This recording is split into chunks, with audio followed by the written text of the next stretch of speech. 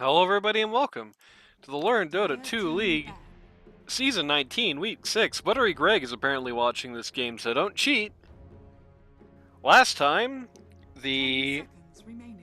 both teams had these kind of weird lineups that weren't... I would say both teams had these kind of bizarre mid lineups with some weird problems, and the Luth team understood what their team was, and the BlueJay team didn't. Let's see what happens this time. Still no hero, that's the first answer. 5 seconds remaining. Guess it makes sense. If you saw our live game this week, you would know why this is getting first phase banned. Radiant team back. Dire team back. No Pudge, no DK. 10 seconds remaining. Outside of specifically the Dark Ace Pudge, and again, that Zeus ban for whatever reason. Pretty much exactly what we'd expect so far.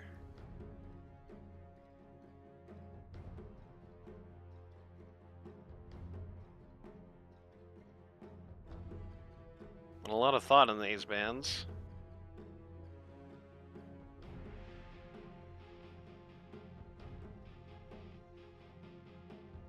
Dire team back.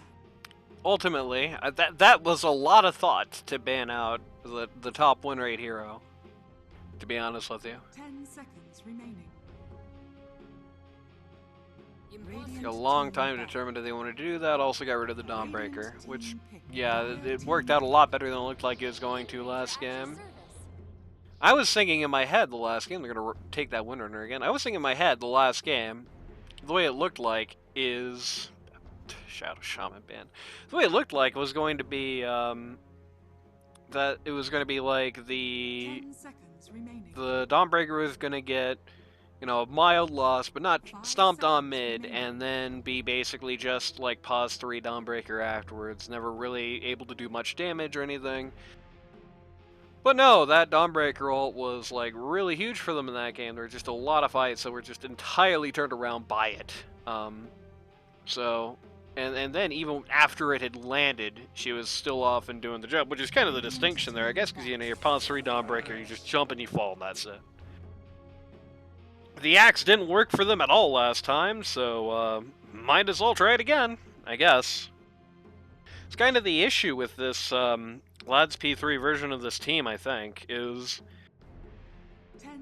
Guy he's not a 3-player, so you don't really have that many options for heroes, so when you show your hand, which just has 1 card in it anyway, and it says axe on the front, when you show that hand, and then you lose, it's rough, right? Like, you show the axe just does nothing, just kind of dies over and over and accomplishes nothing.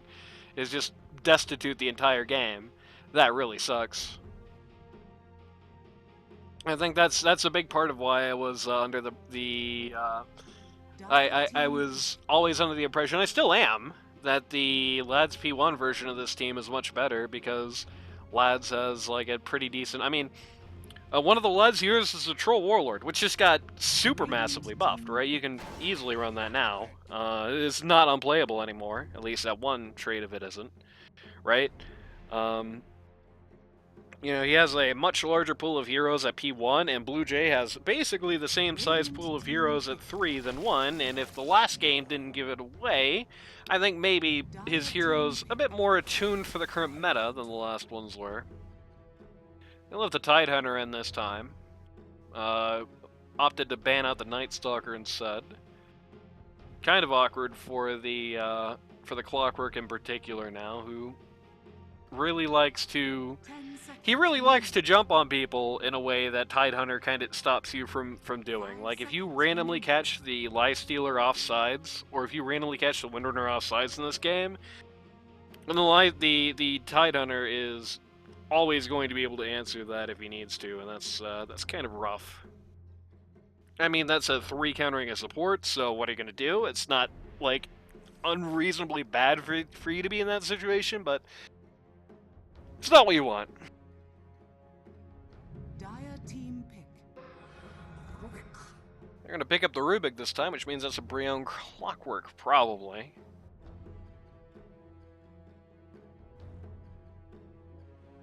It's a really good Rubik game so far. I think you're good stealing pretty much anything any of these guys have. And you got a big ticket item and Ravage to steal as well. I think the only skill that you really don't want on this team so far is just the Anchor Smash. That's it.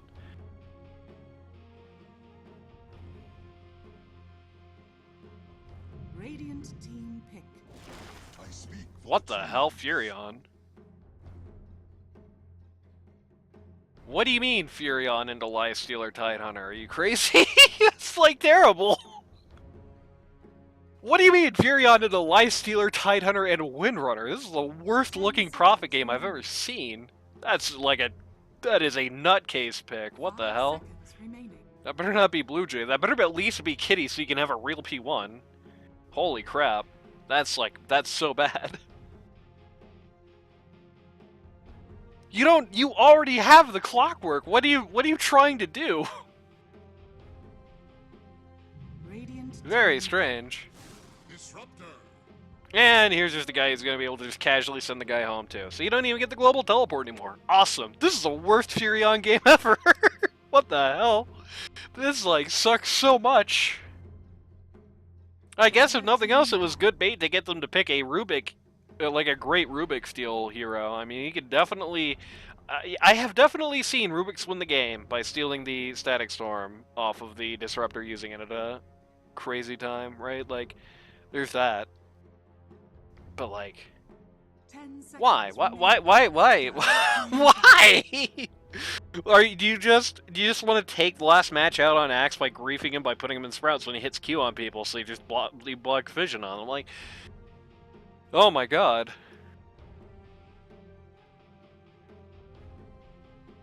Let me rephrase this in a more constructive manner, because I've been just saying, you know, bad matchups. Let me explain why all these matchups are bad. All right, Tidehunter, your worst matchup on this lineup. You can't hide in trees from him because he has, depending on the time of the game, 2 things that go through trees. Up to 3, really, I guess, if you can blink in there. You can't hide in trees from him. Your right-click tickles him until it's like 90 minutes, and with the way Tidehunter works now, even that is still going to be, you know, quite a big assessment. And you can't silence him because he has Kraken Shell, and then, you know, 2 auto attacks later, the silence is over. Windrunner, you can't hit her. Your TP is forecasted. You don't instantly drop in, right? You don't instantly drop in with no warning. You can't hit her. Lifestealer, your TP is forecasted. Doesn't drop in with no warning. He can hit Q. You can't win that fight. I guess it lets you have the funny situation, maybe, where the Lifestealer infests you with Ags, and then you just take him somewhere stupid using your W. That's it. That's what you've got on the Nature's Wrath of this game. That's the whole upside. And how about a mid that just makes that much worse in the form of the Void Spirit?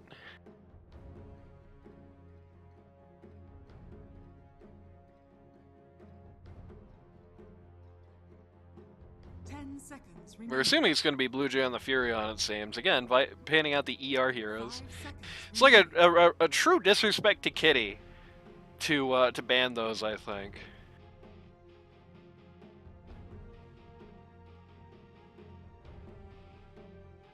Basically calling her a noob, right? Like, that's what you're doing at that point. Interestingly, no chat.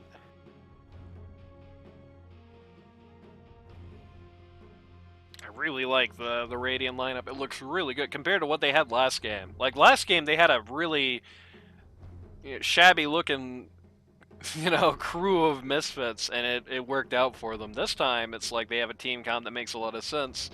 You have great follow-ups to the Lifestealer ult. You have great follow-ups to the Tidehunter ult, in the form of the Disruptor, in the form of the Void Spirit. Now, Visage could be a problem, but... Oh my god, it's gonna be Kitty Visage. Okay. Visage could be a problem, but it's kind of got the same issue against most of these heroes that the Nature's Prophet does, in that it doesn't do anything to the Tidehunter thanks to the Kraken Shell and just how the hero builds, and it's too forecasted to reliably work on the Lifestealer or the Windrunner, which is going to be Maniac this time.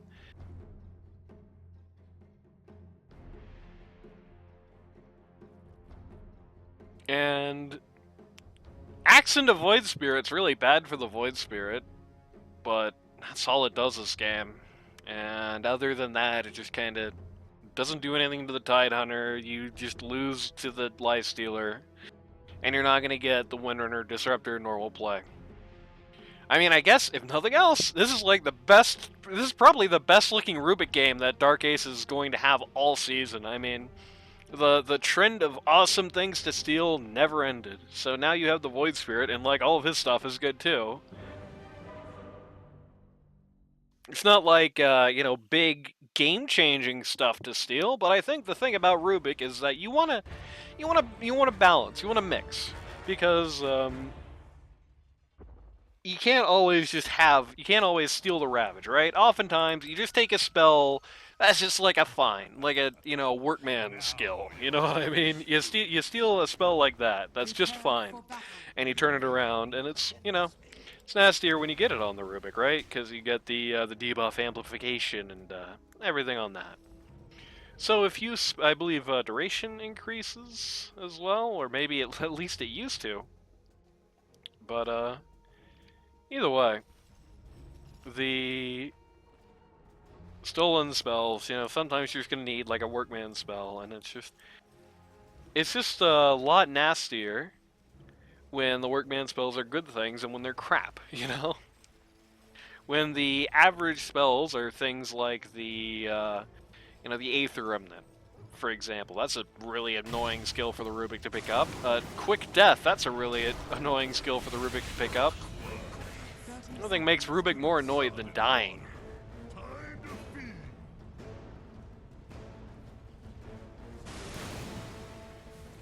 Okay, nothing's about to make the... Okay, there we go. All the circles on the ground here downstairs. Very nice. The... the things like the Disruptor Kit, things like the Void Spirit Kit, even if you get the worst possible abilities from these guys, like you get the E in this case, I guess, because it doesn't do anything for you on Rubik.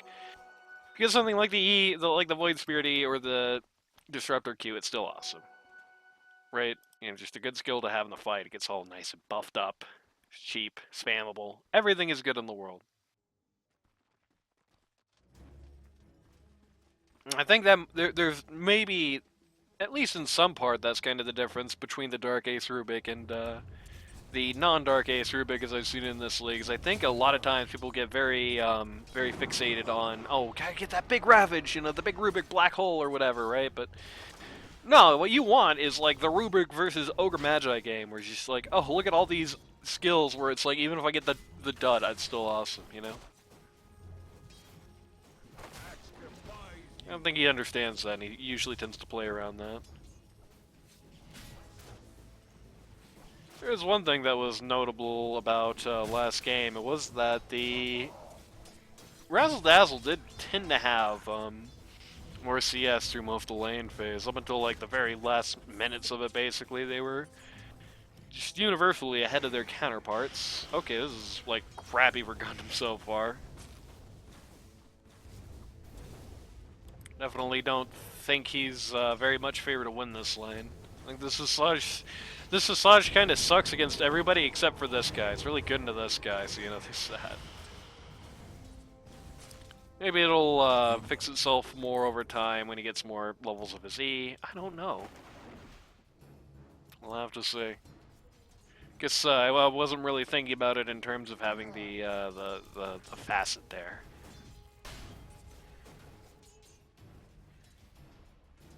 You gotta be worried if you're this. They're even putting. You don't need the Fury on when you got a Clockwork. This is a great example of just these redundant heroes that, like, they do the same thing, but they don't add to each other's strengths in the slightest. Like, you don't need the Furion when you got a Clockwork. Not this patch, you know? Like, anything you could have gotten out of the Furion, you can pretty much just as well get with just having the Clockwork doing it, you know? If you want a circle around somebody that prevents them from getting out, if you want, you know, high mobility and the ability to just drop in on specific VIPs at a moment's notice, you got that with them. And if you want, you know, nice creep push, including global creep push, you got that with them. They do the same thing. So, but they don't really help each other at all. Like, look, they even got the combo there where they got the trees right after the Clockwork cogs, and what did it do? Nothing. And then meanwhile, on the other side of the coin, what do you got? You got Tidehunter, and you've got a support that likes to right-click people, I mean. You also just ran into the Lotus Pit and stole it very quickly. As did the Rubik on the other side of the coin. Nobody was actually prepared to go for that on raiding here. So yes, mostly parity, though it is notable that the Dire is generally up for denies compared to both their counterpart and who they're laning against.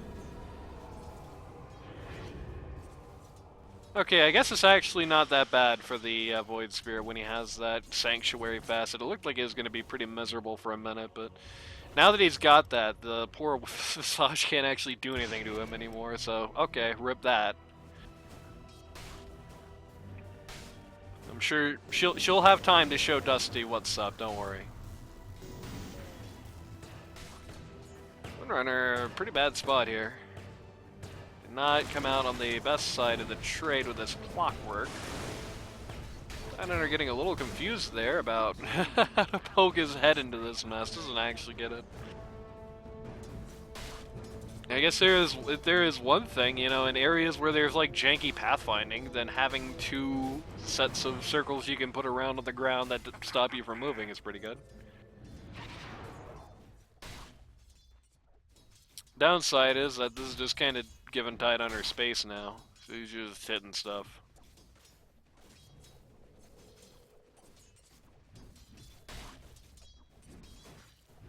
Top of the charts for last hits now. Which, I mean, hey, with a kill on the other side of the coin, it's fine. I think Furion even got it, too. No, he got the assist. Oh, well. Yeah, once again, they try to do the double circle routine, it just doesn't do anything. I have this weird feeling we're going to be seeing this through the game. That was her last tango, so she's either going to need more or need to get a Quelling Blade. Tidehunter already has his Quelling Blade, so he's not going to die in this lane anyway. Look at what he's laning against, right? Like, nothing happening here. Once again, the double circles. Once again, nothing happening. Once again, Tidehunter spits on the Clockwork, and the Clockwork loses a load of HP in the light of it. Got the Axe going deep in under tower here, down in bot lane. Which hasn't really worked to his favor.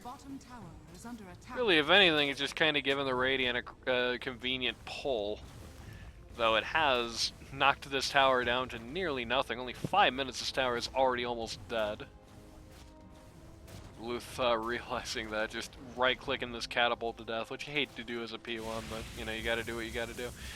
Guys, deny this. Hello?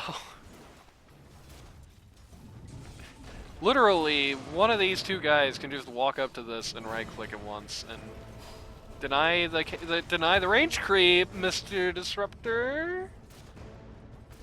Oh well. Oh my God, Razzle 3 HP.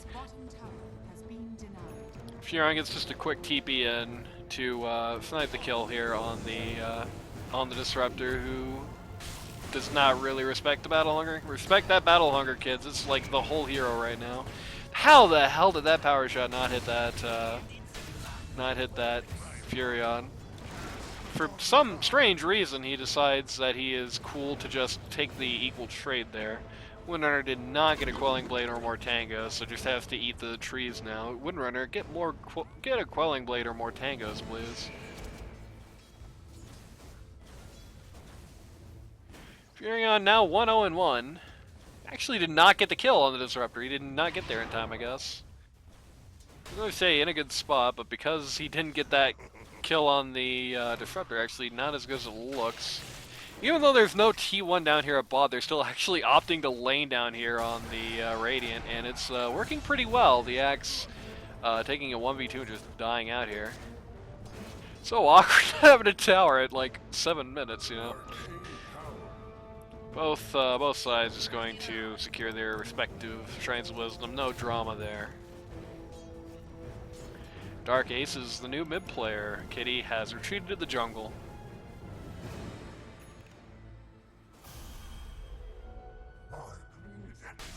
She did actually end up doing pretty much equal to him, all things considered.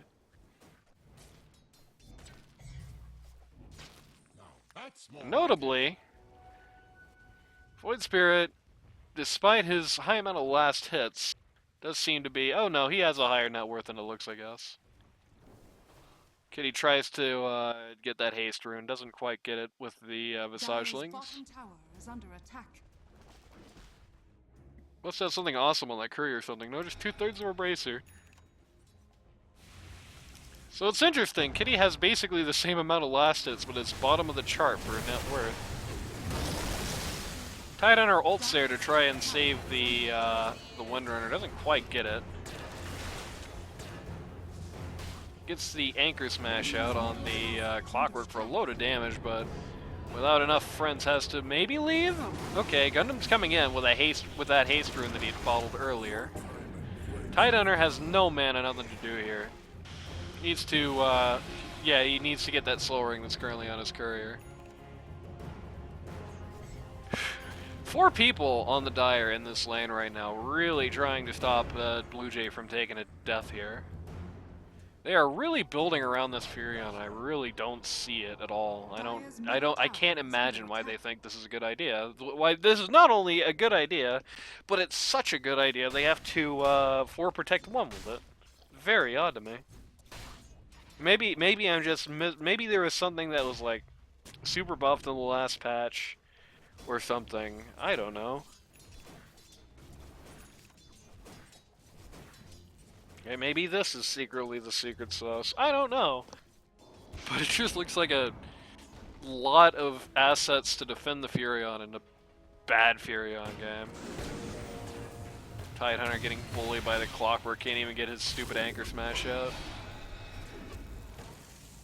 Just eating all the skills that a man could eat. Just how much mana was just used on that guy?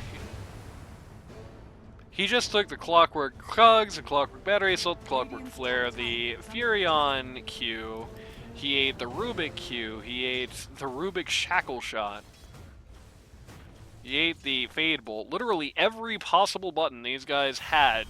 He even ate the ult. Every possible button these guys had, they just dropped on the Tidehunter. And he just walked home.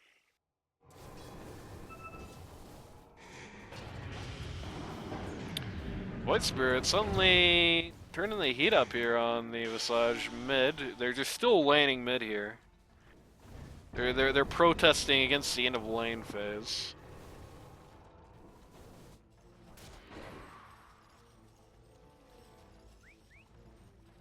Axe, even though it looked like Axe was having a bad day in lane, he is actually, well, he was second place in the net worth charts there until Tidehunter jumped.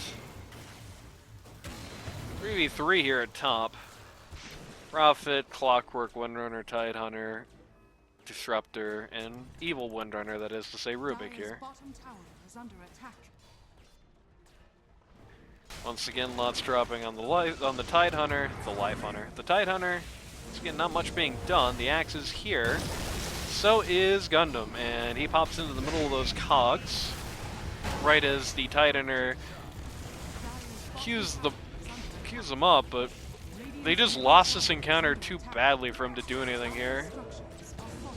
The Windrunner was just too long gone, I think. And he's actually going to go down too, okay. He's going down really quick. Radiant's middle tower has fallen. Radiant's top tower is under attack. Just took a very awkward, badly segmented fight there on the Radiant. Like, Radiant's top Tidehunter just, you know, it's nice that Tidehunter is playing like a very tanky hero, but he was already just like 2/3 of the way dead before anything really started there. He actually did a pretty similar amount of damage, all things considered, which is really funny. Tidehunter was already pretty close to dead before anything really started there. The Windrunner dropped without doing a thing. Going to take the Rubik out, just overstays his welcome here after the fun is over. Then gets tipped by BlueJay.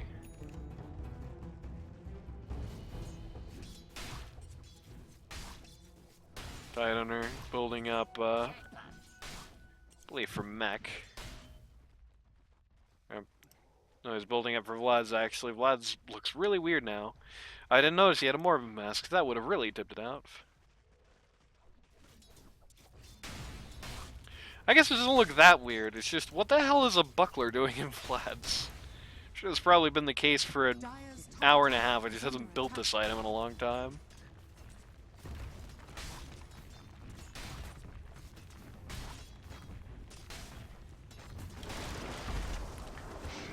Once again, Maniac, for God's sake! Tangos or a Quelling Blade, Maniac! Tangos or a Quelling Blade! Come on! How many times are you gonna let this happen to yourself? Just buy one item! Just buy one item, for God's sake!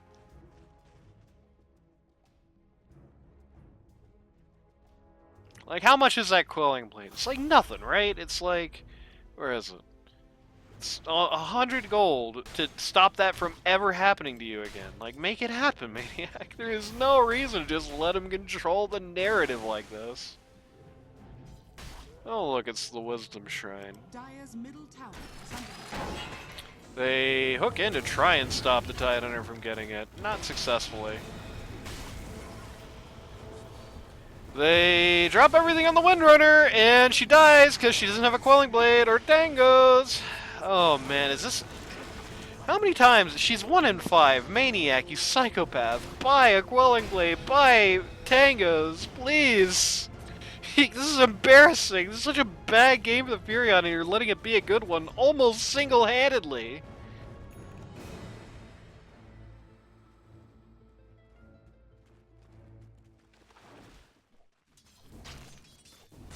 He didn't buy it. What's going on down here, bot? Nice dealer, just getting chased around. Not that close to the, we'll have the relic whenever he wants it, but he's not otherwise that close to the, Radiant. Still about a grand away. Max has his blade mail this time. At this time last game, he was sitting there with nothing. Oh, are they gonna do it this time? Are they gonna do the crappy Tormentor and all die? Nope, that's the answer to that. I was about to say, BlueJay snaked the Radiant's Wisdom. No, he just went for theirs. I'm kind of lessing around the Tormentor here. Hey, do it after all. I would highly recommend not doing that, especially if you get scanned out.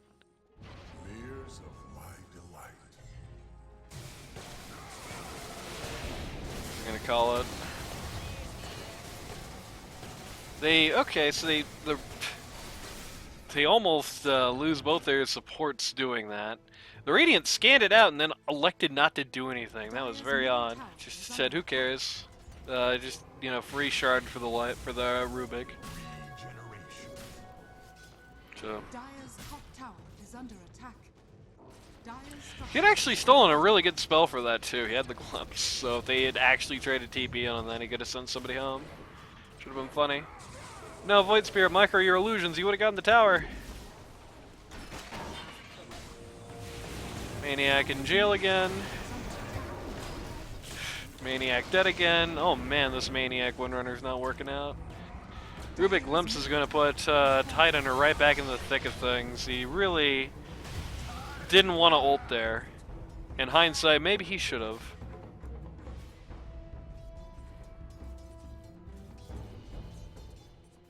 But yeah, this Windrunner, this Maniac Windrunner is not the Golden Dragon Windrunner. The problem is, like, I hate to flame him so much, but my brother in Christ, it's literally 100 gold to stop this from happening to you. Okay, not that last life, in fairness, because that was clockwork, and that wouldn't have helped there, but... Like, this... 1 and 6, this is kind of unacceptable. 1 and 6, the Nature's Prophet 3, 0, and 7, I mean.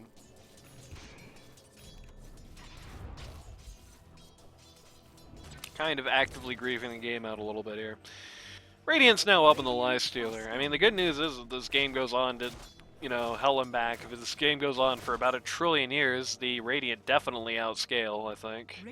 I would say comfortably Void Spirit, with the way he works now, probably outscales the, Visage, reasonably. I would say that the Tidehunter is going to outscale the X unless he gets a lot of Quelling Blade, so this time if they go late, there is some upside to it. It's not like last time, where it's just kind of always parity.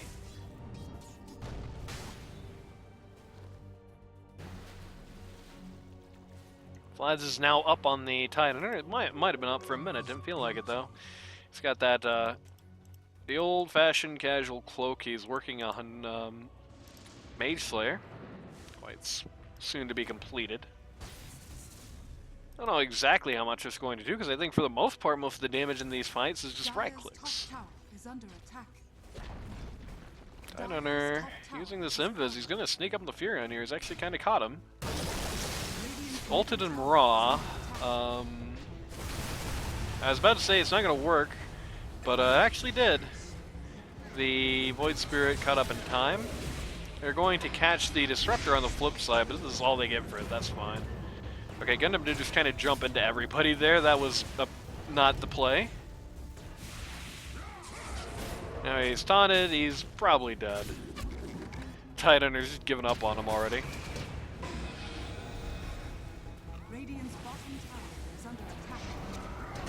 Oh, just barely dodges the second call there. Still very low.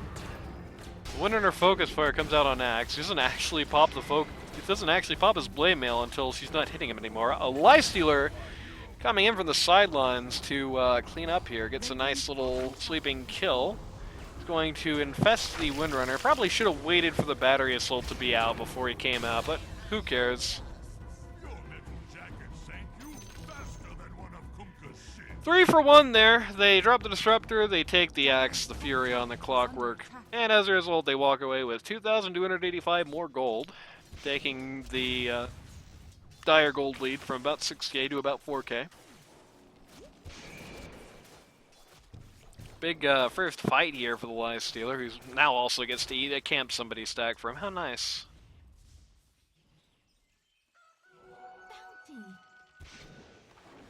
Oh, she's getting a 4th staff. Yeah, that also works. That's also a very reasonable response to what's happening to you this game. Just anything is better than nothing, you know? But Christ almighty, don't let that happen to you ever again. Oh, they just took out Visage's courier with Agspart on it, said. Now you're fish food. Axe jumps on the Lifestealer, gets him in a big call. The Disruptor breaks up the action. No, Lifestealer, stop. Okay, jumps inside a creep before he goes down. Only the Disruptor is taking the L there. They are chasing this guy a very long way, more than their life bar can actually account for. They do not have the Ravage, which, you know, talk about a bad time not to have that. Stolen power shot from Disruptor almost finishes the job. Here is Gundam coming in at full HP, full mana, full everything. Tidehunter finally uses a Ravage to drop the Nature's Prophet. And that gold lead for the Dire has now pretty much evaporated. Again, a 4 for 1 trade. Again, only dropping Disruptor on the Radiant.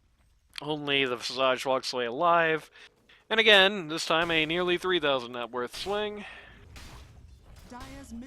But this lead indicator must be very poor. Last fight, they were 4k, they lost 2k, they were 2k. This fight, they were 2k, they lost 3k, now it's a sub 1k advantage on both sides. So I guess it must have been like 2.9k in that last scenario. The Tidehunter Shard is here. Well, it's nearly here anyway. Coming up next. As seen in the last couple of fights, we have Orchid, which basically got out of lane phase. Got Orchid Maelstrom on the Furion here. Orchid on the Visage as well, so you're definitely going to want some kind of anti-Orchid response on the Lifestealer. Or at least you're going to want to be tanky enough so that even if you can't use your skills for a minute, then you can still live. Yeah, S19 is a good start. I think last time he got away without getting it, but I think he really would like to have, I think, the either a Lincoln's on you or a Lotus on one of your friends this time. You got away with it without it last time, but I don't know if you're going to be so lucky this time. Manta Style coming out soon on the Void Spirits, that's how he's going to deal with it. He's got at least one of them. Glimmer Cape will probably help a lot on that Disruptor, actually. Just, is a good item to help basically keep you alive just during that time. Everybody wants their shard on this team. Tidehunter has his now, so that's, Anchor. I don't know how much it's going to mean in this game, because none of these guys have that great of mobility anyway, and he doesn't have the massive CC deficit that he did in the last game, but is present here at least. You're going to be smoking. I think that Void Spear might have been caught there, but I guess Brion doesn't care. Just gonna hit this wave and get jumped on by everybody and die very quickly. Oh. The, he hookshot it out. I like that he hookshot it out, but he still had the stupid anchor around him so he can actually leave. That's very sad. So that's that coming in handy there. Axe is stalking around here. Smoked up with the Rubik. Looking for entry on this fight, but I think it's very rough. You do have the Ravage on the Tidehunter to worry about as well. Rubik's gonna steal that power shot, just turn it around. Getting a 4th stab of his own very soon. Has a Glimmer Cape already. His nice Crystallis has come out now on the Furion. Maybe he's going for the Revenant's Bruise. That would be funny. The magic crits. I really cannot imagine why you would want the new Revenant's Brooch. What situation are you going to be in where magic crits are better than non-magic crits?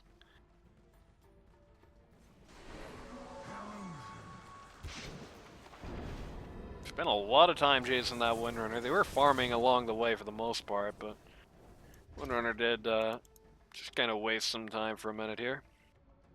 I like how both of the I was about to say both of the mids. It's not true. That was last game. Both of the Void Spirit and the Tidehunter have Mage Slayer. This is the first time we've had more than one Mage Slayer on a team in a long time, you know. Lifestealer, I like that. Gets an illusion rune and just parks his illusions in front of this wave here to just push it out a little bit more. Same with this one. Yeah, I like how he's not even attacking with the other illusion. It's just sitting there.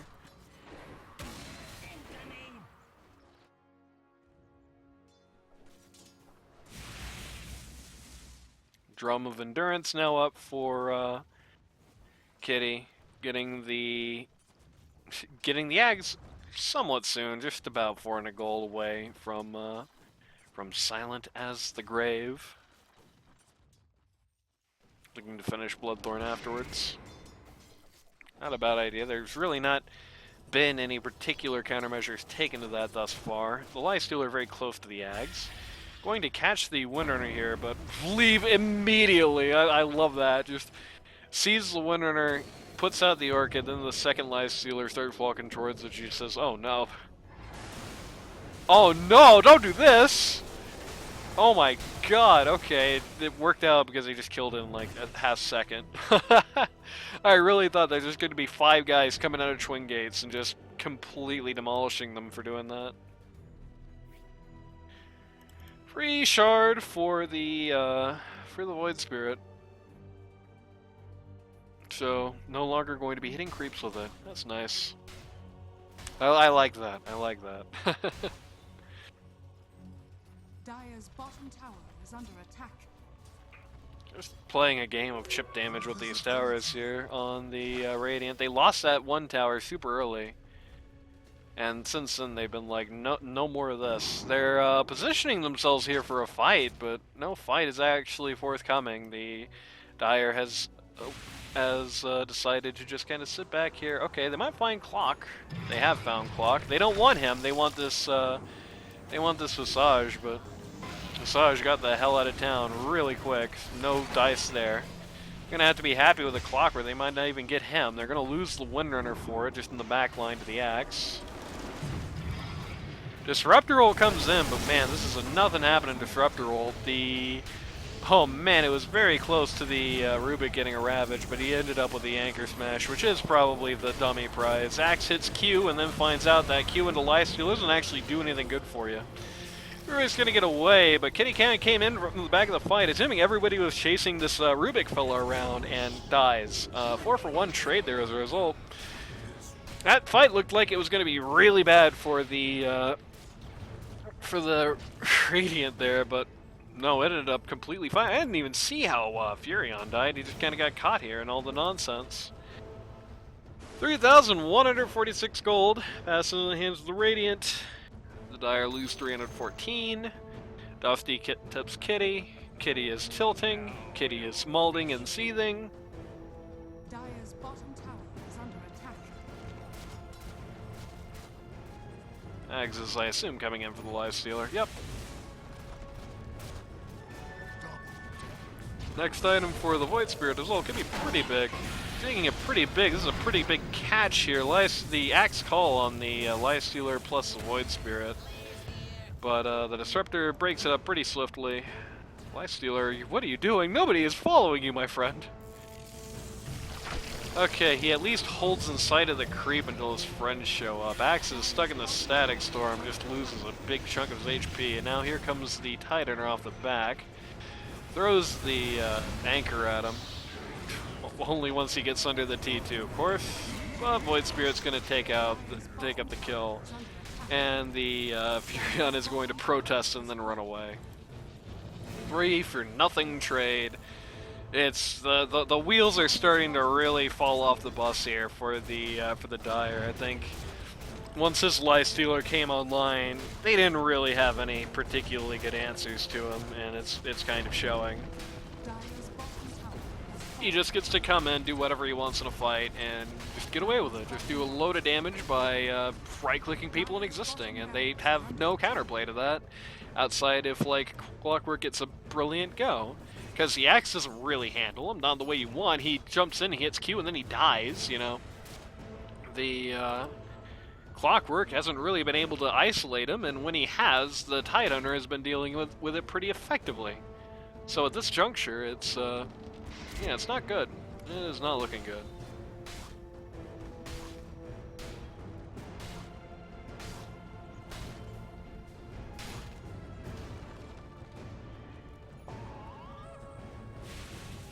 Dusty says, ah, again. I don't really know what he's going on. Nothing really happened this time. The Void Spirit, about to pick up a Axe here. So that's going to be a pretty obnoxious thing for them to deal with, because the Nature's Prophet is only just now starting his BKB. He actually has it already if he wants to buy out, I think. He might have his BKB soon. The Visage is not. The Visage is going to be having to deal with that. The Axe has his BKB, so he doesn't necessarily have to deal with it. He actually has already used his 9. Iron Branch dropped here. As far as she gets scanned out, they're taking their time deciding whether they want to do something about it. The answer, it seems, is ultimately no.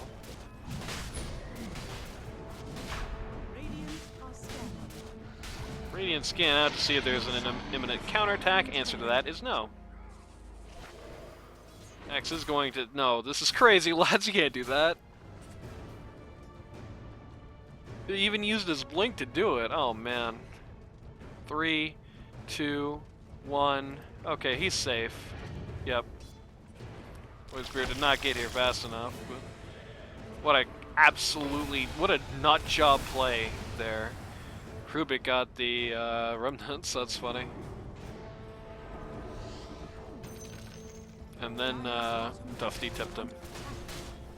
Radiant's top And then they lost their bot melee racks without even putting up a fight here. What this is like as over as it's legally allowed to be. What the hell? They're just gonna let their base drop. Axe is going to find the disruptor. It's going to get rid of him. Very short order here, and with the BKB is going to be able to just run back to Fountain.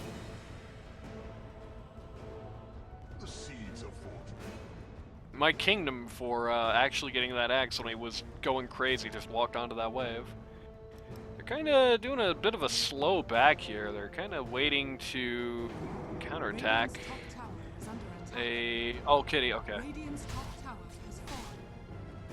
They saw it coming. They really just want to go here. Lifestealer coming out of the Infest. The axe is pretty much doomed. Yep, they're going to drop the Ravage just to make it absolutely personal. Windrunner versus Visage in this 1v1 on the sidelines here. That's kind of alerted everyone to Visage's presence. The anchor is not actually out yet.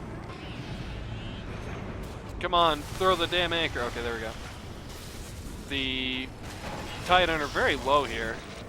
We got a buyback from the axe. It's coming back into this action. Oh my god, just barely missed a Culling Blade on the Lifestealer's Aegis? Maybe about to pop? No.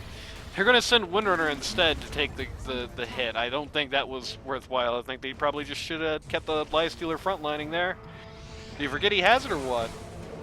Axe is going to use this Glimmer Cape, but unfortunately we'll actually have it used on him. But unfortunately he's just right under a sentry here. His BKB is actually all the way back up.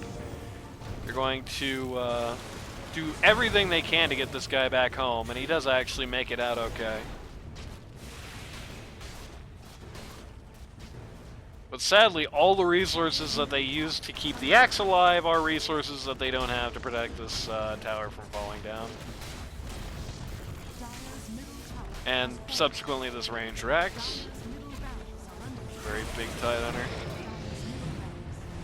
They got the Lifestealer this time. They're in sight of the Disruptor ults. They just have to back immediately, but with no further stuns forthcoming, and everybody does indeed get out of it. I'm trying very hard to... oh no, my Lifestealer doesn't have any way to get out of the trees anymore. I'm trying very hard to, like, kind of, like, not hit the Lifestealer Aegis, but they're just dropping like flies trying to do so. They do get it down. Kitty kind of separated from her team here. Awkward situation. Just sitting here with the supports under the T4s is just going to go down very quickly. No, very slowly actually, but it is going to go down regardless. BlueJay, oh, just barely walked into the remnant there, and it is, I think, now over, surely. You look ravaged. Dire's middle tower is under attack.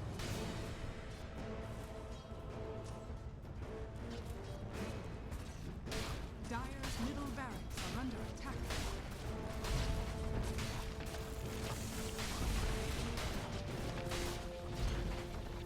Dire's middle barracks has fallen. Now we have the awkward period where we're not actually getting GG's called, I guess because the BlueJay team at this point is down so hard. Their levels are so tiny that they're actually coming back in pretty quickly. Axe is only the same level as the Radiant supports. And he's got less net worth than the Rubik. Oh man. Very sad game for the Ladle lads.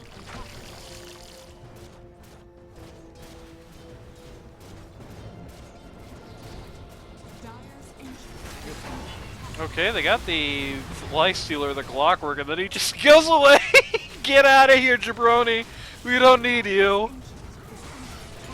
Axe called into the... oh, it's called into the Lifestealer. It's actually getting pretty low. But he isn't... not low enough to care. Okay, now he's gonna care. He's sitting here in the trees right in front of the Ancient. He just barely got into a creep before he died. Rest of Furion's team just on the back lines here. God's sakes, guys. Build things for this man. You have a magic stick instead of something to deal with the trees, my friend. Doesn't matter. Luth is just going to ignore the world and just hit the Ancient, and then that's it. Duo for the Dusty the Clown show. and kind of puts a halt on the comeback momentum, I think, of the BlueJay team.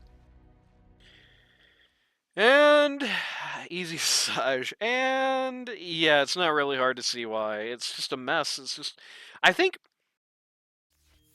draft is just the killer this season. Which is funny because I think it's been a few seasons since we've really seen a lineup that looks like this, but I think it's what's keeping these teams on the bottom side of the scoreboard down. I think it is the single most pressing issue for the Chone team. I think it is the single most pressing issue for the BlueJay team. And you can kind of see it here, and I think their role switch up. I think it's starting to come out. I think more to how I predicted it because Lads is a one string player on three. He's not a three player. Um, he's got one string in pause 3, and when they've got something to throw at the axe, like this team did both games, they were just like, he's just going to pick the axe. They let him have it both games, and they just counterpicked it, and in neither case did he have like a game. Like this time, he even had a strong start out of lane phase, and the momentum just fizzled. Like the first time he lost a fight, he never won one again. That's kind of the story of the day for this team. The first time they lost a fight, they just never won one again. The Visage was just trolling. I mean, that was just like just to got him at Dusty, and that didn't work out at all. Didn't do anything. It right clicked away from some fights. That's the most impact it had.